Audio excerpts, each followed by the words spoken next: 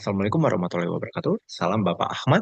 Kami di sini dari kelompok 7 Informatika kelas C mata kuliah DAA tahun 2025 akan membawakan analisis komparatif algoritma shortest path dan bottleneck path max min dalam optimasi throughput jaringan komputer.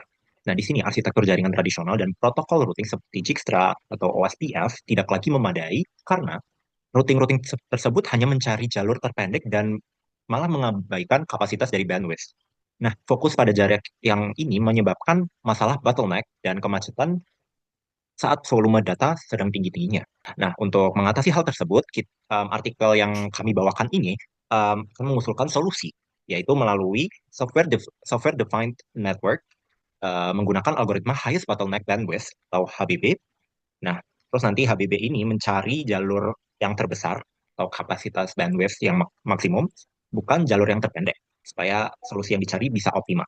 Lalu, ke tujuan artikel yang kami bawakan ini, kami membawakan artikel ini untuk membuktikan pendekatan highest bottleneck bandwidth atau HBB memberikan throughput yang lebih baik dan mengurangi packet loss dibandingkan dengan pendekatan sebelumnya, shortest path first atau SPF tradisional, terutama untuk pengiriman data yang bervolume besar. Itu masuk ke perbandingan algoritma, kita perlu memahami fondasi utamanya, metrik routing. Metrik ini adalah cara kita menghitung biaya atau nilai dari suatu jalur, dan ada dua kategori utama, aditif dan konkav. Aditif min sum metrik. Metrik ini adalah paling konvensional dan digunakan oleh protokol routing tradisional. Karakteristiknya adalah biaya jalur dihitung dengan penjumlahan bobot setiap tautan yang dilewati. Prinsipnya adalah min sum.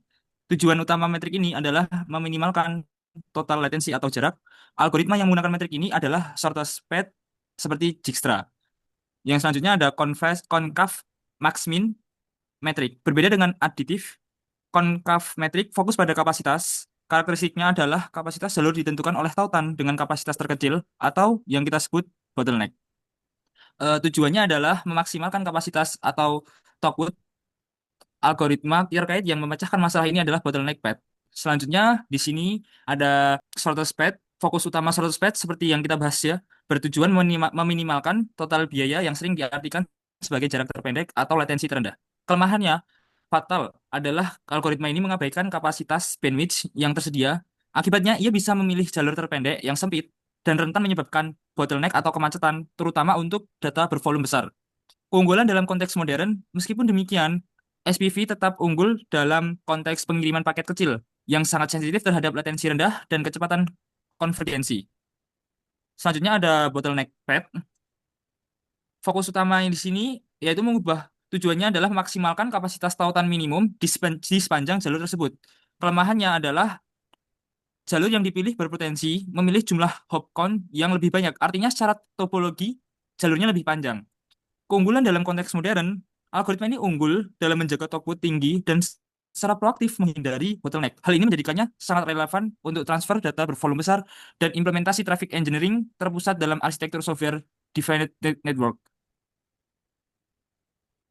Oke, pada bagian ini saya akan menjelaskan metode penelitian yang telah kami gunakan. Jadi penelitian ini itu menggunakan pendekatan analisis komparatif berbasis simulasi untuk membandingkan kedua algoritma routing, yaitu shortest path dan bottleneck path atau max-min. Tujuannya adalah untuk melihat bagaimana perbedaan metrik routing, yaitu additive metric dan concave metric, mengaruhi pemilihan jalur dan throughput dalam jaringan komputer. Oke.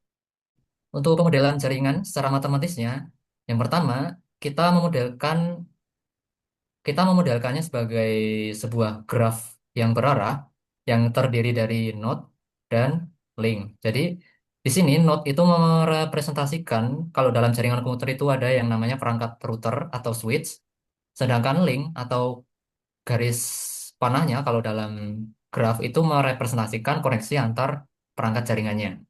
Jadi setiap linknya itu memiliki dua atribut utama sesuai dengan kondisi jaringan nyata. Nah, apa aja atributnya? Yang pertama itu ada yang namanya cost atau delay yang mewakili additive metric tadi, seperti latensi atau hop count. Nah, atribut ini digunakan oleh algoritma shortest path. Kemudian atribut yang kedua adalah capacity atau bandwidth-nya yang mewakili concave metric yaitu kapasitas maksimum sebuah link dalam satuan megabyte per second. Atribut ini digunakan oleh algoritma bottleneck path. Nah, dengan menggunakan model tadi, kita bisa melihat apa yang terjadi ketika jalur terpendek ternyata memiliki bandwidth yang lebih kecil. Sementara jalur yang lebih panjang justru lebih lebar. Ya, itu tadi adalah gambar atributnya ya. Atribut dalam graph yang akan kita simulasikan nanti.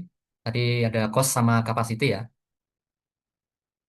Sekarang untuk implementasi algoritmanya, itu kita akan menggunakan yang pertama Dijkstra yang standar, yang umum. Yang menggunakan min priority queue dan selalu memilih node dengan jarak yang terkecil. Yang kedua adalah kita akan menggunakan Dijkstra max min yang sudah termodifikasi, yang menggunakan max priority queue dan menyebarkan kapasitas maksimum dari sumber ke seluruh node-nya. Jadi eh, pada algoritma bottleneck path, setiap node itu memiliki nilai yang namanya width atau lebar, yaitu kapasitas maksimum yang bisa dicapai dari sumber ke node tersebut. Nah, saat algoritma berjalan, itu kapasitas jalur dihitung sebagai minimum antara kapasitas sebelumnya dan kapasitas link yang dilalui. Nah, jika ditemukan jalur baru dengan kapasitas yang lebih besar, maka nilai tersebut akan diperbarui. Selanjutnya, kami merancang skenario pengujian yang secara sengaja menciptakan konflik antara jumlah hop dan kapasitas bandwidth. Skenario ini terinspirasi dari konsep traffic engineering pada jaringan WAN, seperti pada kasus Google B4. Topologi terdiri dari 6 node, dengan node A sebagai sumber dan node F sebagai tujuan, yang sengaja menciptakan konflik antara jalur terpendek dan jalur berkapasitas tinggi. Terdapat dua jalur utama, yaitu jalur atas dan jalur bawah. Jalur atas adalah jalur terpendek dengan hop sedikit, tetapi memiliki satu link bottleneck. Lalu jalur bawah adalah jalur yang lebih panjang, lebih jauh, tetapi seluruh link memiliki kapasitas tinggi dan stabil. Perlu diperhatikan bahwa nilai cost dibuat sama sehingga perbedaan hasil benar-benar disebabkan oleh perbedaan bandwidth bukan jarak. Link B ke F memiliki kapasitas cuma 10 Mbps, sehingga menjadi bottleneck utama pada jalur terpendek.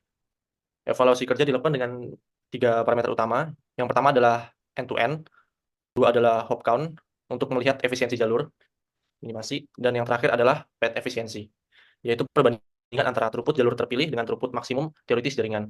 Dengan metodologi ini, kami dapat membandingkan secara objektif bagaimana algoritma shortest path dan bottleneck path bekerja pada kondisi jaringan yang sama, tapi dengan tujuan optimasi yang berbeda. Baik, bisa dilihat di atas tabel, algoritma SPF bekerja dengan mencari rute dengan biaya atau jumlah hop count paling sedikit. Nantinya Dijkstra langsung memilih jalur atas dari A ke B, lalu B ke F. Ini sangat efisien karena total biayanya hanya 2 hop. Namun algoritma ini tidak mengetahui bahwa link dari B ke F adalah sebuah bottleneck yang hanya memiliki kapasitas 10 Mbps. Akibatnya total throughput atau debit data yang bisa dilewat terkunci di angka tersebut. Sementara itu, algoritma HBB memiliki prioritas berbeda. Ia tidak mencari jarak terdekat, melainkan mencari yang terlebar. Saat algoritma ini memindai jaringan, ia akan mendeteksi bahwa jalur atas terlalu sempit karena hanya memiliki 10 Mbps. Maka ia akan memutuskan untuk memutar lewat jalur bawah dari A ke C, D, E, dan akhirnya sampai di F. Dengan totalnya ada 4 hop, 2 kali lipat lebih panjang daripada jalur SPF, tapi seluruh link di jalur ini memiliki kapasitas konsisten sebesar 500 Mbps.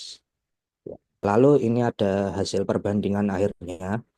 Eh, dari perbandingan, jika kita hanya perlu efisiensi jarak atau shortcut path, kita akan menghemat total 2 hop, tapi kita akan kehilangan potensi bandwidth yang besar sehingga kita terjebak hanya di 10 Mbps saja. Sebaliknya dengan HBB, kita mengorbankan jarak tempuh, tapi akan mendapatkan throughput sebesar 500 Mbps. Baik, Bapak Ahmad, terima kasih atas kesempatan kelompok yang diberikan kepada kelompok 7 untuk mempresentasikan analisis kami dalam proyek DAA di tahun 2025 ini. Salam.